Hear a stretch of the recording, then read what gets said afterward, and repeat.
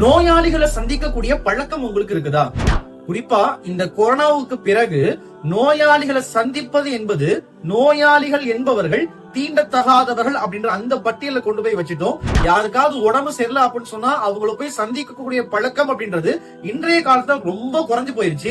ஆனா நோயாளிகள் என்பவர்கள் எவ்வளவு முக்கியமானவர்கள், அவர்கள் எவ்வளவு உயர்ந்தவர்கள் சொன்னா, நபி ஸல்லல்லாஹு அலைஹி வஸல்லம் அவங்க சொன்னதாக ஹஜ்ரத் உமர் இப்னு கத்தாப் ரலியல்லாஹு அன்ஹு அவங்க அறிவிக்கிறாங்க, நோயாளிகளை சந்தித்தால் துஆ செய்யும்படி கோரிக்கை வையுங்கள்.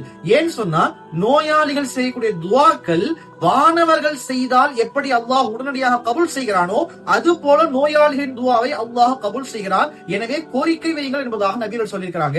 நோயாளிகளை அடிக்கடி சந்திக்கணும், அவங்களுக்கு ஆறுதல் சொல்லணும், அதே போல அவங்க கிட்ட துஆவுடைய கோரிக்கையை வைக்கணும். இந்த ஹதீஸ்ல நோயாளிகளாக யார் இருக்கிறாங்களோ அவங்களுக்கும் சுப செய்தி இருக்குது. உங்களுடைய துஆக்கள் வானவர்களுடைய துஆக்களை போல